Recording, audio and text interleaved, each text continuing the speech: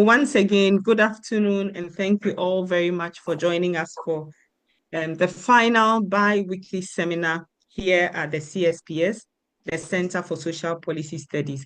So this afternoon, we are going to listen to Dr. Dikwal-Bot, who will be doing a presentation on invisible labor, Africa's role in training the global AI economy. Direct is an assistant professor in digital media studies and an Ad Astra Fellow at the University College of Dublin's Department of Film and Media Studies. Her research focuses on media, cultural politics, and social inequalities in Africa. She's currently co-researching the African AI value chain with particular attention to its socio-economic and gendered hierarchies. Her recent publications include a book titled Blogging and Gender Activism in Nigeria with Palgrave Macmillan, and she has done lots of peer-reviewed articles in feminist media studies and critical discourse studies. So, Dira, thank you very much for agreeing to present on the CSPS bi-weekly seminar. Over to you. And I think we have a very interesting combination of students and faculty who have joined us from different countries to listen to you. So kindly go ahead. We are ready for you. Thank you. Fantastic. Thank you so much. I'd like to say thank you to the Center for Social Policy at the University of Ghana for the opportunity to share my work with you today. And this work is actually inspired by ongoing research that myself and other colleagues are conducting on sort of the Africa value chain, which we will talk about today, and kind of Africa's role in reinforcing this economy. So I'll start by saying that artificial intelligence, as we all know, tends to be imagined as something sleek, right? Something Sorry, abstract. Derek, are you sharing your screen already? Because we Oh can't yeah, see can you anything. see it? No, we can't. Oh, okay. I'll just do So that. if you can kindly do it again, yeah. Yeah, yeah, Yes, that's please. Thank you, fine. participants, for your. Yeah, thank you so much, yeah, for your patience. Yeah, so just like I was saying, right, whenever we think of artificial intelligence, we often imagine it as something sleek, abstract, and immaterial, right? Something that doesn't quite have a physical form. But algorithms, as we know them, sort of are far beyond that. They're not just, some random, sort of configurations floating in a cloud. AI is not material, it is often grounded in our physical world. And much of that foundation is rooted in Africa. So behind the screens that we sort of see every day, sort of we interact with, sort of behind facial recognition, if you like, or recommendation systems, or even generative models like ChatGPT, lie African minerals, labor, and waste. And then what happens when these technologies become obsolete? Where do they often go? Sort of they are taken back to Africa in many instances in the form of e-waste, as we have found in places like Agbogbloshie, or even, sort of Alaba market in Nigeria, or even Dondoro market in Kenya. So my presentation today actually is just based on ongoing work that seeks to track the AI value chain from the DRC to Kenya, Ghana, and Nigeria. Okay, great. So the DRC, sort of supplies over 70% of global cobalt. And cobalt itself is a mineral that is so important, sort of for making batteries, lithium batteries, which power the AI infrastructure and green technology. Other minerals actually extracted from Africa also include, sort of coltan, lithium ore specifically, copper, tin, and gold. I'll come back to, sort of copper later. When we look at the DRC, actually, it's a very interesting sort of exploitation going on there. You have a scenario where you have over 150,000 to 200,000 workers who produce roughly 30% of the country's cobalt, and often in, of course, dangerous, informal, and illegal conditions. So this just shows, sort of the extent to which global production and consumption puts pressure on local resources. So within these conditions, right, about 2,000 miners die annually. often due to, of course, sort of cave-ins, maybe caves are collapsing, or toxic exposure, conflict, violence, sort of are common within these regions. But also child labor, persists. Over 40,000 children are said to work in these mines, some as young as even 7 years old. They work in these sort of mining regions. There's Haute Katanga, there's Lualaba provinces. All these are sort of mining-centric areas. And children are a core of that political economy there. So communities within these regions, of course, also face, sort of contamination, which is what tends to happen, sort of when there's intense mining or, sort of a pressure on geographical resources. Then, sort of local communities suffer. The elevated heavy metals such as cobalt, sort of manganese and uranium have been detected in Kolwezi soil and human tissue, which is unfortunate. But despite being resource heavy, right, or resource rich, more than 70% of Congolese people live on, just on probably maybe about $2 or less than $2 a day, which highlights the disjunction between, of course, the mineral wealth and then the local livelihoods. The whole world basically mostly depends on Congolese cobalt, and yet, despite being resource heavy, 70% of its population kind of thrives on, sort of in abject poverty, basically. So here I just want to highlight what I call sort of invisible labor one. And these mining conditions, sort of are integral, like I said earlier, to the AI, supply chains. For instance, of course, like I said, mined resources, minerals feed battery production on global mobile phones. And what happens is whenever we interact with our mobile phones, or whether it's an iPad or even laptops, to be honest, that are battery powered as well, we rarely think about sort of where those materials come from, but it's very interesting for us to learn and to understand the historical value of those resources and how they're tied to Africa and how Africa literally powers this value chain. Now, Africa's role in training the global AI economy is also significantly evident, of course, in areas of digital labor, especially algorithmic training. So, Invisible Labor One looks at, of course, the extent to which African minerals kind of power material parts of digital devices, like of course batteries and other forms of hardware.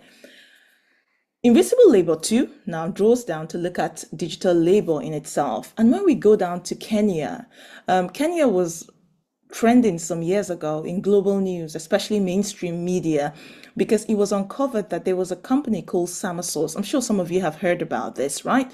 And it's a company that focuses on training artificial intelligence.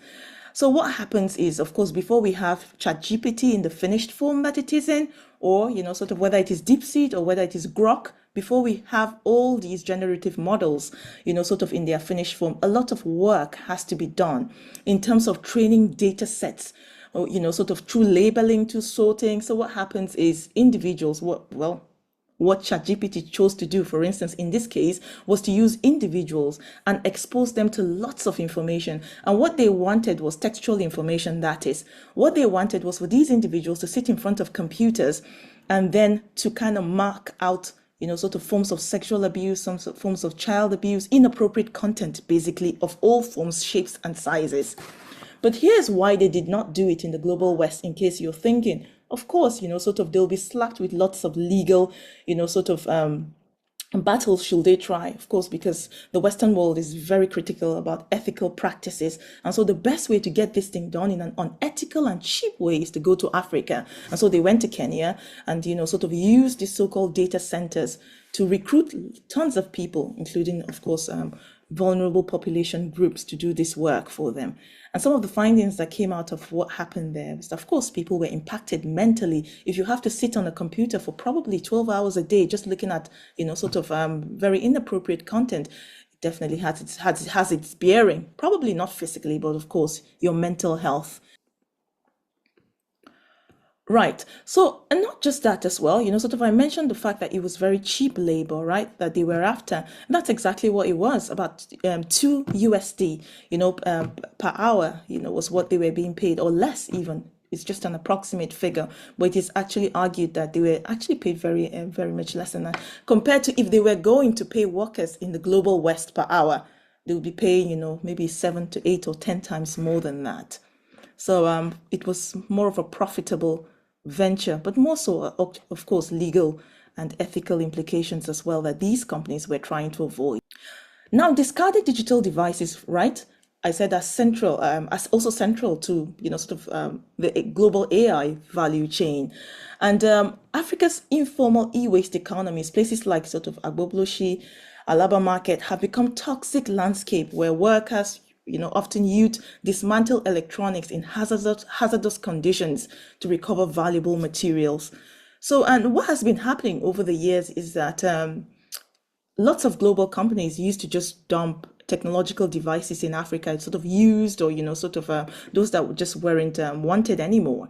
But then there were so many sanctions, especially by the UN, on such practices. So what they started to do was to send these electronic devices, as donations to kind of say, oh, actually, we're donating them. But effectively, by the time those devices arrive at Africa, they would have already spent half of their lives, right? So it's technically e-waste after a number of months or years. And what happens as well is that the Chinese, unfortunately, are fueling what is happening in Africa as well, because they are overproducing all types of cheap mobile phones, which, are built on the logic of planned obsolescence, which I will talk about briefly. These phones are built not to last. So by the time they come to Africa, you use the Redmi's, for a short while, and then it's just toast. You just have to throw it away. And all of that is adding, to the environmental toxicity that, individuals are exposed to. So AI's discarded hardware like, smartphones, servers, laptops, and so forth, which find second-hand life in Africa, then end up in these places, like I said. But they are not only, they don't only lead to, toxicity in the environment, but also what we see as well is that vulnerable population groups also suffer in those conditions. So I visited Agbogbloshie while I was in Ghana to collect some data as part of this research. And it was very interesting actually to hear some of the insights on coming from those working there. Some of them have been there for years. They start off as scavengers, right? Looking for electronics, then they supply them to their masters who have their boys who do the dismantling, and they isolate copper and iron, which they then export to Lebanese or the Chinese for good money. Actually, some of them are making lots of money. That's the masters now, not the dismantlers or the scavengers. Those roles are for the lower hierarchies. It was very interesting to see all that was going on there. And I asked them in terms of their health and well-being, what they think, the implication of all of this is. And I remember one person saying that something that he knows does impact on his health is when they start to burn the cables. Cables often have copper in them. And for them to isolate the copper from the cable, they burn it up, which then emits this black smoke that, of course, when you inhale can have, respiratory implications. So it's very interesting. And there were also women, selling food there and cooking within these conditions as well, which is less than ideal. But so it's just to talk about these practices, these socioeconomic practices that are important to the global, basically AI value chain, and yet are not talked about. These practices help to, support AI infrastructure, and yet we hear nothing about it. So essentially this dimension is kind of what I term as invisible labor tree, where kind of discarded AI related devices, mobile phone, of course, feed these e-waste economies. And yet those at the end product life cycle bear the health and environmental burdens, and yet we hear nothing about it, right? Women in those conditions, children, all of these individuals are exposed to, air pollution and so forth that could have respiratory health significance. So, but yet, amidst all this toxicity, there's remarkable technical ingenuity.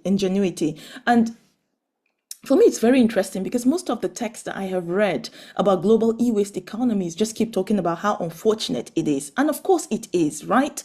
But it is also very interesting to see the level of skill that these workers on this site develop just from, engaging daily on site, having to scavenge specific material, having to dismantle them. What I saw there was just nothing short of phenomenal, right? You see people who extract valuable components like copper and iron and lithium bearing parts, often to export, of course, to Chinese and Lebanese intermediaries, but others Others, however, skillfully repair. They reassemble and creatively merge defunct, sort of devices. They transform waste into reusable goods or entirely new technologies. And one of the chaps on site that I was speaking with showed me actually how he was able to combine, I don't know, compressor and a radiator or something like that to create a device that works. You see them working in very creative ways. You see how rims, something as basic as rims of cars, transformed into coal pots. You see how pressing irons are made to work again. You see how computer, sort of monitors are fixed again. So it's very interesting. And these practices not only, sort of support local circular economies, but also demonstrate African innovation and resilience in the face of global digital disposability. And they reveal, of course, sort of what the global north discards. Basically, African communities often reimagine, not as waste, but of course as potential.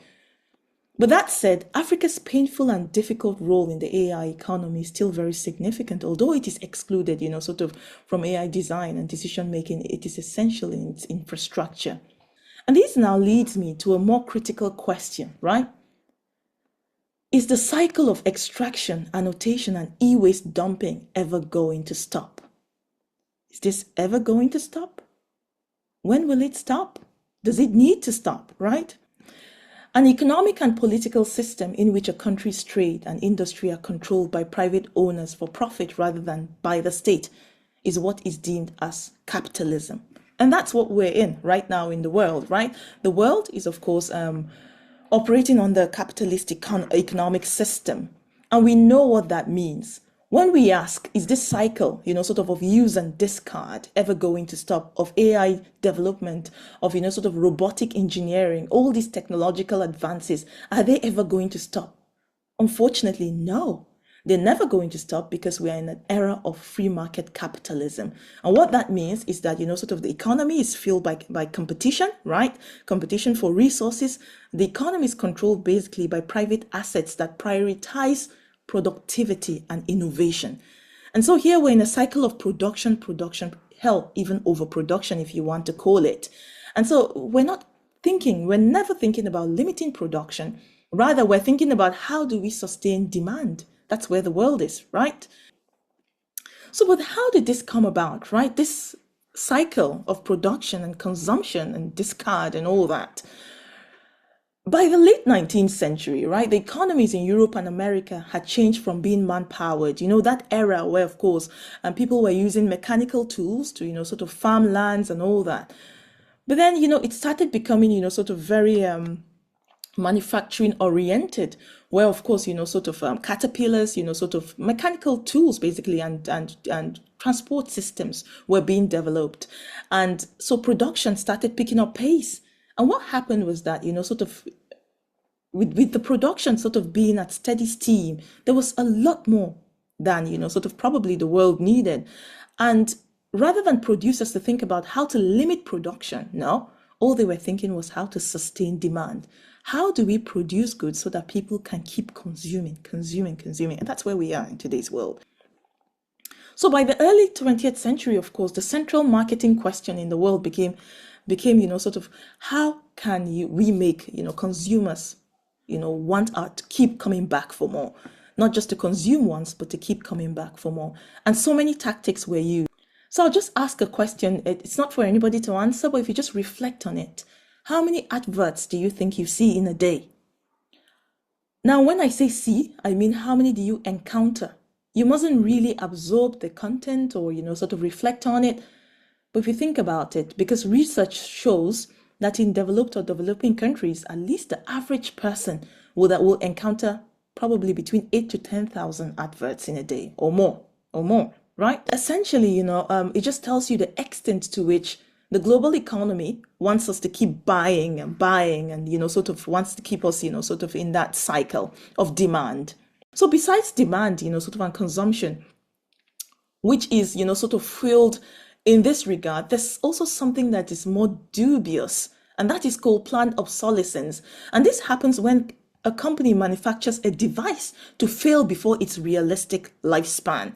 And this usually means, sort of maybe a weaker filament, a weaker battery, replace, a plastic encasement, rather than a solid material that will last for a while. A fragile glass screen, the way iPhones, sort of are built, or, sort of to build batteries to be, sort of to have a limited life or durability. And that's what keeps happening in today's society, right? So I think right now we're in a state in the world of, of sort of use and throw away. That culture has been now ingrained in the human race. Back in the day, if you remember, my parents anyway used to have like radio sets, that even if you throw, sort of from a rooftop to it will just be fine. Like it might scratch or something, but it was so strong. Some of those radio sets from the 1970s or 80s. But in today's society, things are just made to break because of that consumption-driven economy. Sort of we're forced into that economic model of repeat and repeat. Back in the day as well, sort of just the tights that women wear. It used to be known that you could use that if your car doesn't want to start, you can actually use that to pull or to tow a vehicle. But in today's society, that's impossible. You wear a tie twice, it's ripped, and so forth. So it's just a shame how things have turned. Yeah. But then, sort of there's also perceived obsolescence apart from planned obsolescence. Perceived obsolescence in itself is the idea that something is outdated or out of fashion even when it works, So when we look at the clothes that we wear, there's always the question of, is it in fashion?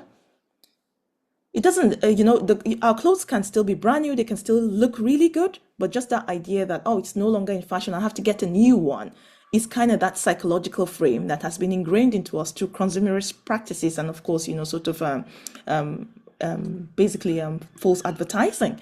But also, we see that as well when you look at, I think I always go back to iPhones because they're such a good example of perceived obsolescence, is all that advertising of upgrades, all the new iPods are out, sort of, or new AirPods are out, sort of a new version of an iPhone is out, and, sort of it gives you class and status to have, sort of these material things. And so that idea as well of retail therapy, of buying to make yourself happy, is all, sort of what, adverts have been able to achieve, to make you demand more than you need, or to make you want to change even when, sort of what you have is fully functional, but just that feeling that, oh, it's outdated, I need to get a new one, is kind of that psychology that has been ingrained into us. So, but the whole thing now is when consumption is fast, waste is faster, and someone ends up holding up the debris of our progress. So if you look at that slide, I hope you can see it now. If not, that's fine. There's a whole stack of Nokia phones, the 3310s and all that. Don't even know where any of those phones are now. I'm not myself exempt, sort of, I've had my fair share of using a number of phones. And right now, sort of course, I'm trying to be very critical of how I use them. But yeah, if you think about 3310s, where are they now? Only God knows. But yeah, we've been through a cycle of upgrades and so forth. And this is fueled by consumerism, the belief that personal well-being and happiness depends to a large extent on personal consumption. So the entire cycle, basically from extraction to discard, takes place largely on African soil, But the continent keeps being excluded from AI's decision making and value capture. African workers and communities provide the raw materials and the labor, of course, that powers AI, yet we have no real influence over the technologies that, sort of these minerals or these services help to build. We're left out of the design process, we have no seat at any policy table, and we receive none of the profits generated by global systems. This paradox is not incidental, it's not accidental, right? It reflects a continuation of extractive colonial legacies or logics that underpin the digital economy. Agbogbloshie, sort of Alaba market or Dondoro market in Kenya, these are not just dumping grounds, right? They mirror, sort of, they're basically a mirror, if you want to say, held up against global tech. It's exposing inequality, environmental harm, and digital innovation, and how these are deeply interconnected. I guess my key question here is, who bears the burden of ethical AI, right? When we think about, sort of this cycle of production, consumption, and discard, who should bear the responsibility in this regard? Should it be upstream? Should we hold tech producers Apple, sort of Google, Samsung and all that? Should we hold them accountable to design long-lasting ethically sourced devices? Or should our focus be more downstream? That is with the users. Should we be holding ourselves more accountable in terms of how we consume? You know, where should the responsibilities lie? Another question as well for reflection is given the critical AI, given, sort of the idea of critical AI, and the fact that, of course, Africa is largely neglected in global AI value chain, is it possible to reimagine the future of AI not as something that is built for Africans, but something, sort of redefined with and by it? Is there a future for Africans within this space to be at the center of decision making, of global policy making? Is there any hope? So these are my questions, these three. And if you just reflect on them, I'd like to hear your thoughts. But thank you so much for being so patient with all the tech issues and all that. It's been a pleasure. Thank you. Thank you very much, Dr. Dikwal-Bot. That was a very, very interesting presentation. And as we try to make the connection between tech minerals and Africa's labor and the AI value chain, I think this is a very, very interesting how you're able to link all these factors together. Thank you so much. So at this point, I also say thank you to our participants, to our audience who have still stayed with us until the end of this presentation, and to offer you a chance now to ask your questions.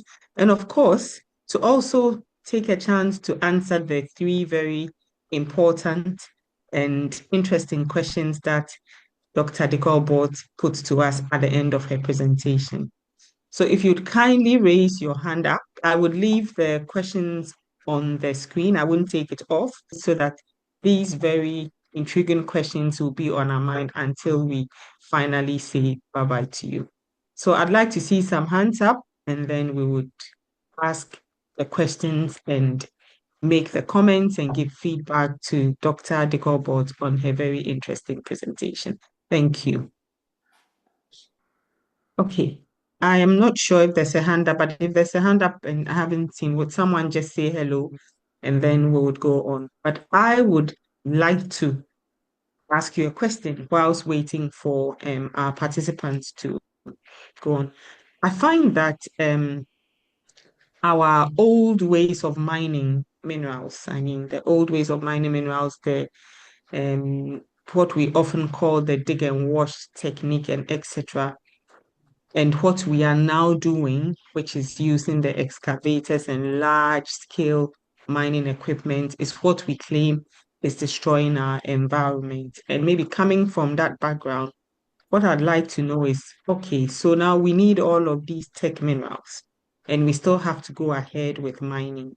Is there, throughout your study, did you get any feel that there's some attempt to make sure that the AI industry and etc. is actually connected to mining these tech minerals in a more sustainable way or format? Or it's just the same grab, take away, go and use, and then send nothing back to the resource endowed regions? Yeah, So thank. you can answer because I don't see any hand up as yet. Okay, that's fine. Yeah, thank you, Dr. Antoinette, for this question. Yeah, so I haven't seen much sort of by way of productive use of AI sort of directly in mining, or if I suppose if your question is about maybe a more maybe environmentally sustainable approach to mining that does not kind of in a way degrade the environment as much. So Mhm. I've not, unfortunately, I haven't seen much. But again, Mhm. geography is not my key discipline. So while I'm Okay. studying the social practices and social processes associated with these, sort of maybe they're actually innovative ways that AI could be used. I do know though that AI has been used for satellite mapping, sort of to understand geographical regions sort of much more efficiently in a way that allows sort of mineral extraction to be much more targeted.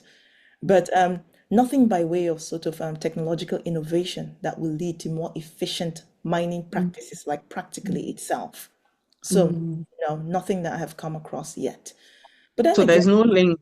There's no link where the AI the fast developing AI sector and the value chain is actually looking at the fact that, okay, we are going to be using all of these minerals.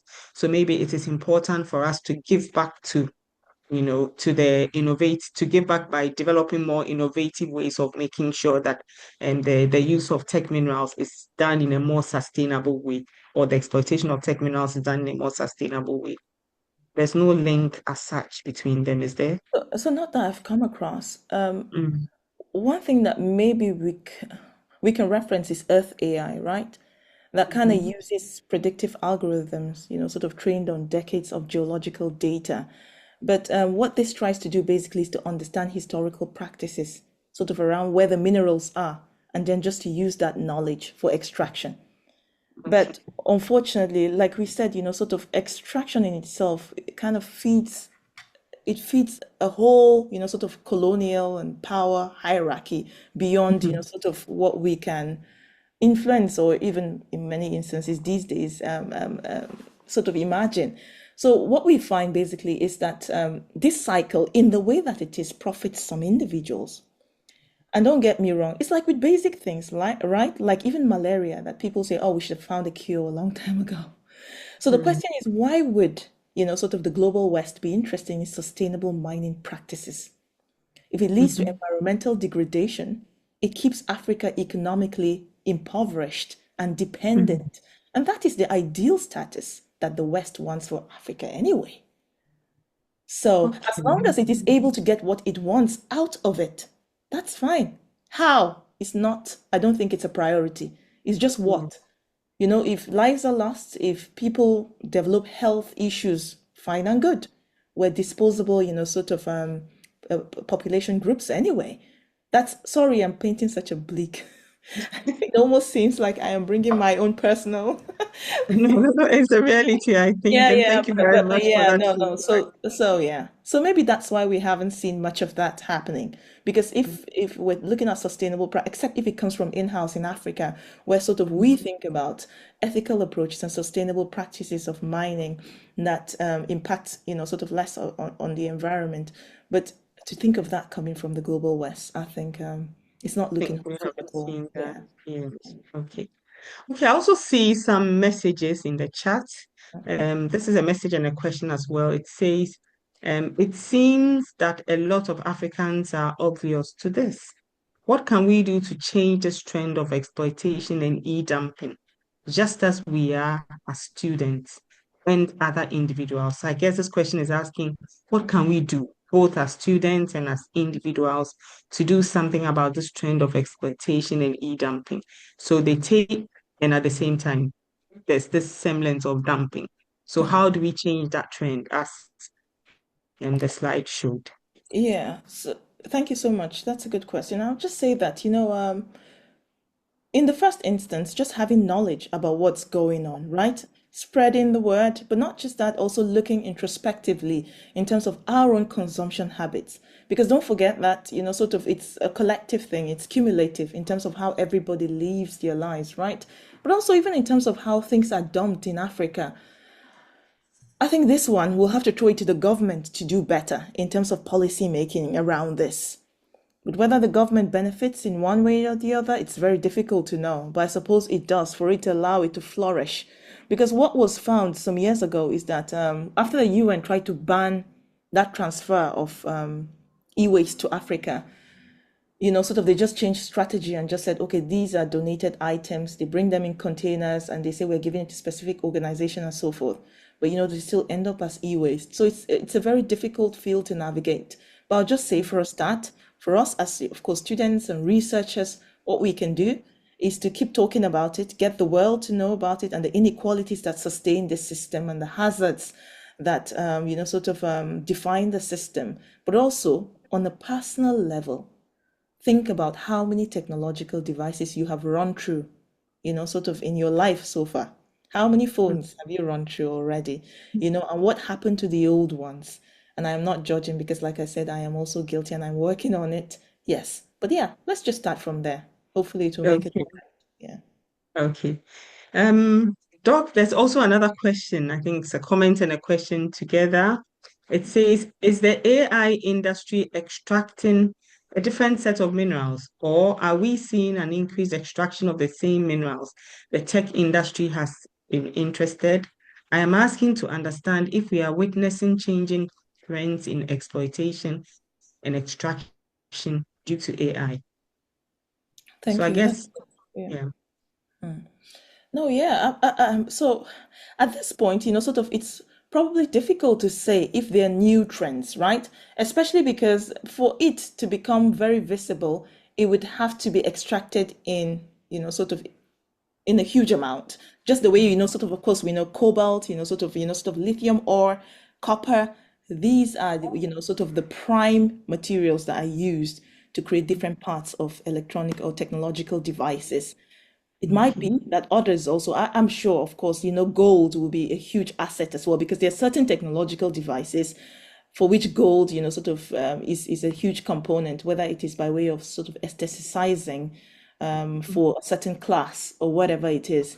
But I'm sure it will use to some degree as well. But these are the ones that there's such a heavy focus on at the moment. There might be others. You're right. That's a possibility. Or maybe it will take an additional years for those ones to be added to the list. But for now, what we know is that these are the ones that are hugely, hugely in demand. Yeah. Okay, okay, thank you. I think I'll read two, I'll give a chance. I see a hand up. Professor Abdul Gafaru and distinguished participants and our presenter, I'd like to introduce our new director of the Center for Social Policy Studies, Professor Abdul Gafaru, and he has joined us here today. Prof, you can go ahead with your question. Uh, Thanks so much. So it's not a question as such. I mean, even though I would end with a brief question, just for a little bit of reflection. I mean, it's more of an attempt to say many thanks to our speaker for a really thought-provoking presentation on a very critical development issue concerning literally all African countries.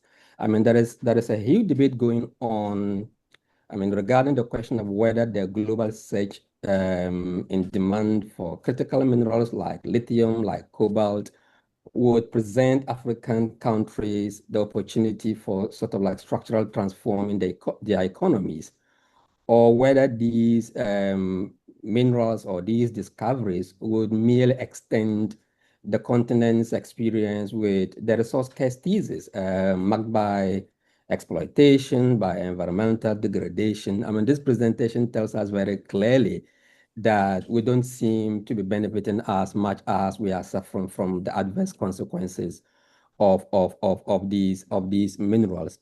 I mean, from where I sit, I'm just wondering whether any individual African country can really succeed in fighting these injustices associated with extractivism. And I'm wondering what you think the role of maybe regional bodies or sub-regional bodies, the AU, ECOWAS, and those kind of bodies could play in helping to fight against some of these obvious injustices associated with natural resource extraction. It doesn't seem to me that any individual country is going to be in a good position to be able to fight these kind of things. And whether your work, your research has sort of like considered reflecting over the potential role that some of these regional and sub-regional bodies could potentially play in fighting against these things. Thank you. Thank you so much, Professor Gafaru, and it's so good to meet you. But yeah, I think that's such a useful question, so important. So at the moment, I haven't seen anything that technically helps to support African skill to develop, sort of on its resources in a way that helps it to impact on the AI value chain. The most that most of these organizations have done, especially the EU, I haven't even heard much from ECOWAS in terms of policy making, but the UN has at least done something structurally transformative, which is to limit the amount of e-waste dumping in Africa. It used to be actually, of course, Africa and China too used to receive quite a lot of e-waste, but they've managed to slow down that. But then, like I said, it still comes in through, sort of another back channel. But that's the most that they have done. And I think you're right in calling us to reflect on sort of how we can use these minerals in a transformative way, sort of in-house, it will definitely possibly be difficult for an individual government or country to do that. But from where I stand, actually, if you ask me, I'll say that's our better chance.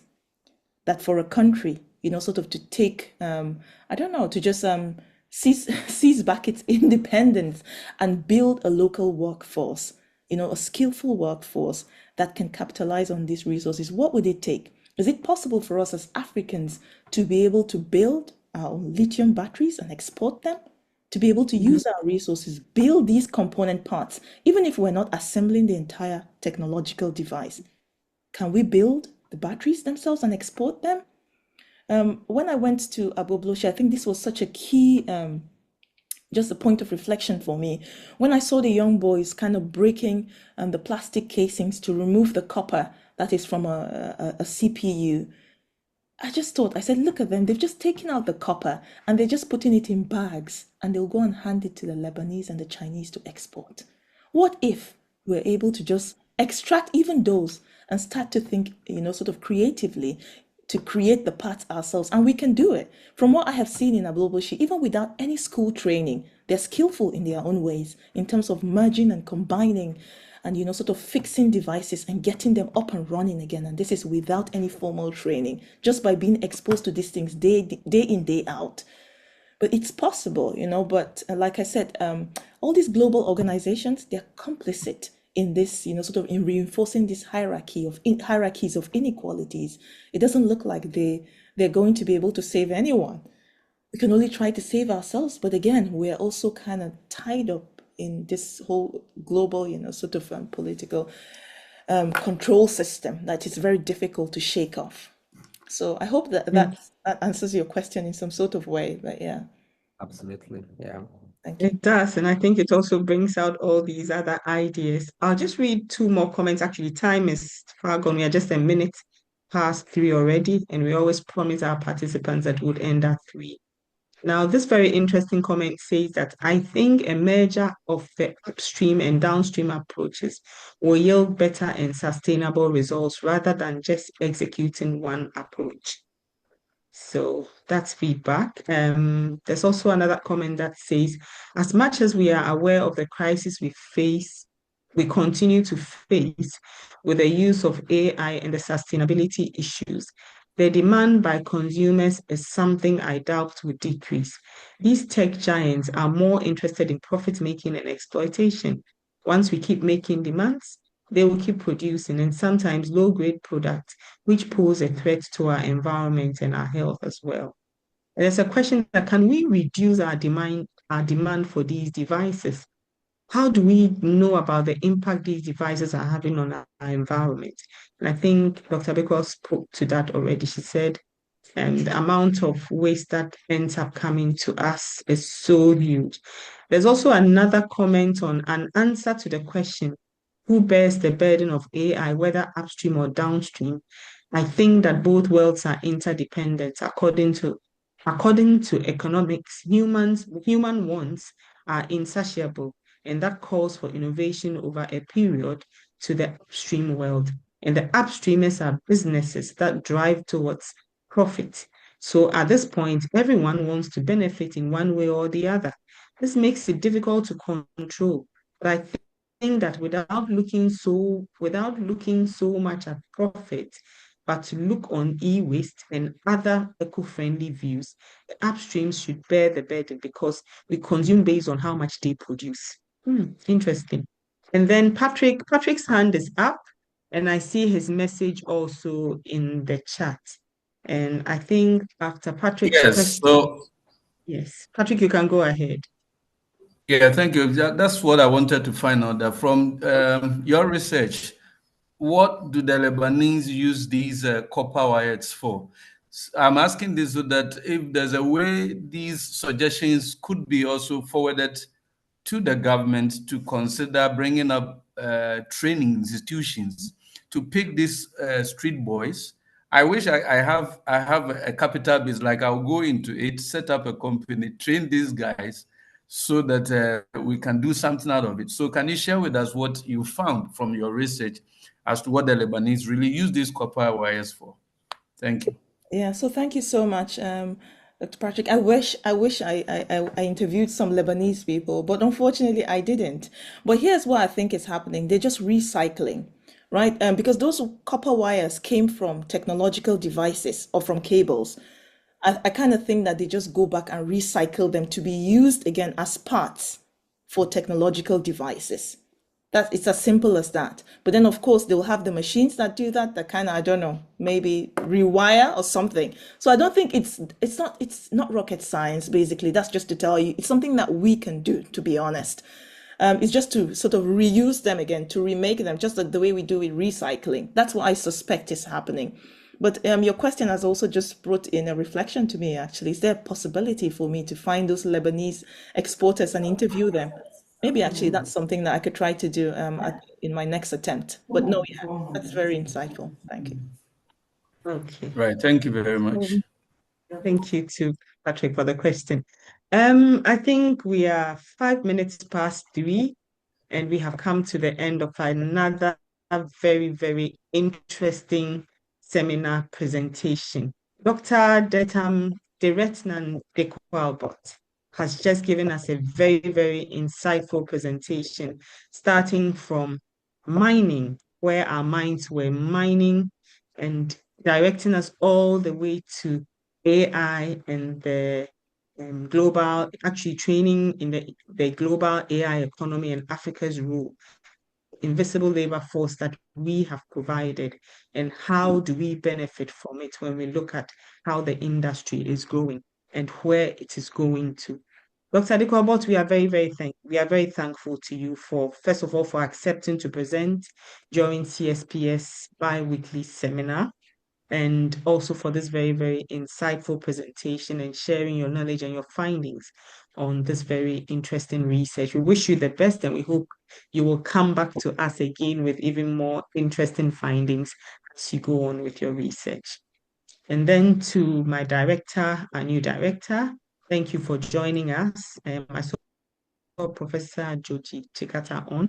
Thank you very much for joining us as well. This has been the CSPS bi-weekly seminar. This is the last and final seminar for the semester and for the academic year. We are very, very grateful to all of you who have joined us consistently over the last 5 seminar presentations. In the next academic year, we promise you even more interesting topics. We also encourage you to share with us your own research if you'd like to present on our seminar. And we once again also remind you that all our seminars are recorded and put on our YouTube link, the CSPS YouTube link. We also share excerpts of our seminar on our Facebook and our X page. So we thank you so much for joining us this afternoon. Enjoy the rest of the week and all the best. Thank you. Oh, hello, a quick one. Yes, please. Hello. Yes, if someone wants to do presentation through your portfolio, how do we get in touch? Can you help me out? Yes, please. In fact, if you drop us a mail, seminar@csps.edu.gh, we will Can you share respond to the email in the chat so that I can I get will it just, without yes, making please. mistakes? I will put it in the chat. Yes, please. I'll put it in the chat just now. And once you Okay. drop us an email, we would quickly respond to you. Thank you very much. Thank you too. Okay. Thank you. Bye-bye. Thank you and bye-bye.